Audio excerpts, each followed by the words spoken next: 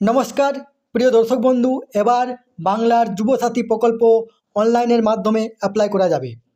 কাল থেকে ক্যাম্পে রেজিস্ট্রেশন বা অ্যাপ্লিকেশন নেওয়া ও জমা দেওয়া শুরু হয়েছে এবং সেই ক্যাম্পে প্রচুর ভিড় থাকার জন্য রাজ্য সরকার তড়িঘড়ি রাত 12টার পরে অনলাইন যে পোর্টাল সেই পোর্টাল চালু করে আজকে আমরা ভিডিওর মাধ্যমে দেখে নেব যে আপনারা কীভাবে অনলাইন অ্যাপ্লাই করবেন। তার আগে আপনারা অবশ্যই আমার চ্যানেলটি সাবস্ক্রাইব করবেন এবং সবার আগে ভিডিওর নোটিফিকেশন পাওয়ার জন্য সামনের যে বেল আইকন আছে সেখানে প্রেস করে নোটিফিকেশন অল করে রাখবেন এবং ভিডিওর সাথে লাইক কমেন্ট শেয়ার করবেন। মোবাইলের মাধ্যমেও করতে পারবেন। আপনারা প্রথমে মোবাইলের ক্রোম ব্রাউজারে গিয়ে দুয়ারে সরকার বা ds.wb.gov.in বা আমার পাড়া আমার সমাধান সাইটে আপনারা ক্লিক করে পোর্টালে আসতে পারবেন। যদি অসুবিধা হয় আমার ভিডিওর যে কমেন্ট বক্সে সেখানে লিঙ্ক দেওয়া থাকবে, তাহলে আপনারা দুয়ারে সরকার বা আমার পাড়া আমার সমাধান যে পোর্টাল আছে সেখানে আসার পরেই দেখুন এরকম আসবে, একটা ছবি আসবে। দেখুন ডান দিকে বাংলার যুবসাথী ক্লিক টু অ্যাপ্লাই, দেখুন নিউ এখানে একটা পপ আপ আসছে, সেখানে ক্লিক করতে হবে। তাহলে আমরা প্রথমে দেখে নেব যে কী কী ডকুমেন্টস লাগছে আর কী করতে হবে। দেখুন প্রথমে মাধ্যমিক ওর ইকুইভ্যালেন্ট অ্যাডমিট কার্ড, সেটাকে পিডিএফ আকারে ম্যাক্সিমাম 2 MBর মধ্যে থাকতে হবে। 2 নম্বরে দেখুন মাধ্যমিক বা equivalent marksheet certificate educational qualification, ওটাও পিডিএফ ম্যাক্সিমাম 2 MB। তারপরে আধার কার্ডের কপি দিতে হবে, তারপরে ভোটার কার্ডের কপি দিতে হবে, তারপরে পাসবুকের যে ফার্স্ট পেজ সেটা কপি দিতে হবে। অ্যাপ্লাই অনলাইন, সেখানে আমরা ক্লিক করার পরেই আমাদের কাছে একটা চলে আসে, আবার একটা পেজ চলে আসছে অ্যাপ্লিক্যান্ট লগইন। এখানে একটা মোবাইল নাম্বার দিতে হবে, মোবাইল নাম্বার দেওয়ার পরে ক্যাপচা কোড দিয়ে সেটা গেট ওটিপি করতে হবে। তারপরে দেখুন এরপরে আমার কাছে পেজটা চলে আসবে। এরপর আমাদের কাছে একটা নতুন পেজ চলে আসবে। দেখুন অ্যাপ্লিকেশন ফর্ম লেখা আছে, অ্যাপ্লিকেশন ফর্ম ফর বাংলার যুবসাথী স্কিম। এখানে দেখুন প্রথমে মোবাইল নাম্বার দেওয়া আছে, তারপরে এখানে আধার নাম্বার দিতে হবে, ম্যান্ডেটারি আছে। ফার্স্ট নেম, মিডিল নাম, লাস্ট নেম, ফার্স্ট নেম এবং লাস্ট নেম এটা ম্যান্ডেটারি আছে। মোবাইল নাম্বার যেখানে আপনার ব্যাংকের সাথে লিঙ্ক আছে সেই মোবাইল নাম্বার এটাও ম্যান্ডেটারি আছে। ইমেল যদি থাকে দেবেন। এরপরে জেন্ডার এটাও ম্যান্ডেটারি আছে, এটাও মেল ফিমেল আদার্স যেটা থাকবে। এরপর ডেট অফ বার্থ।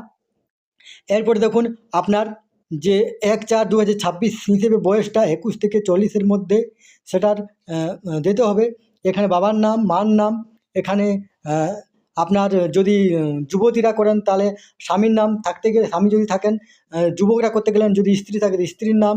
এরপরে ক্যাটাগরি, এখানে general, SC ST OBC category দেবেন। বিবাহিত না অবিবাহিত না বিধবা, এ সকলগুলো আছে দেখুন।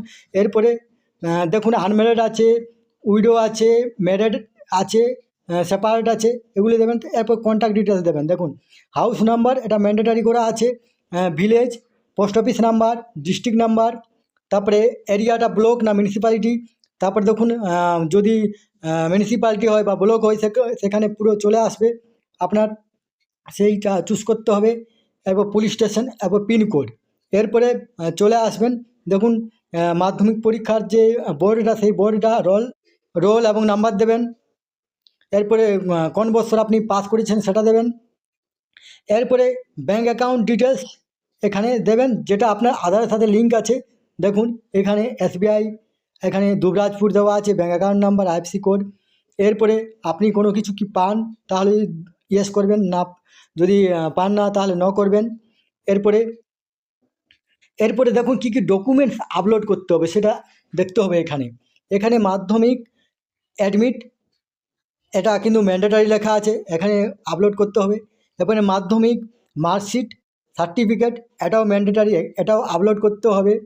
এরপরে আধারের কপি সেটাও আপলোড করতে হবে, ওটাও ম্যান্ডেটারি। এরপরে ভোটার কার্ডের যে কপি সেটাও আপলোড করতে হবে, সেটাও ম্যান্ডেটারি করা আছে এখানে। এরপর পাসবইয়ের যে ফার্স্ট পেজ সেটাও এখানে ম্যান্ডেটারি করা আছে। এরপরে SC ST OBC সার্টিফিকেট যদি থাকে এটা কিন্তু ম্যান্ডেটারি নেই, যার নেই তারাও তো অ্যাপ্লাই করতে পারবে। এরপরে দেখুন রিসেন্ট পাসপোর্ট সাইজের ফটো এটাও ম্যান্ডেটারি, এবং সিগনেচার অফ অ্যাপ্লিক্যান্ট এটাও ম্যান্ডেটারি।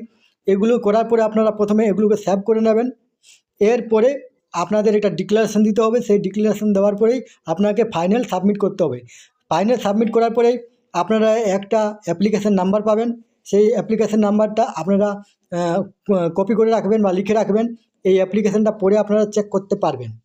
এইভাবে আপনারা মোবাইলের মাধ্যমে অ্যাপ্লাই করতে পারবেন। ধন্যবাদ।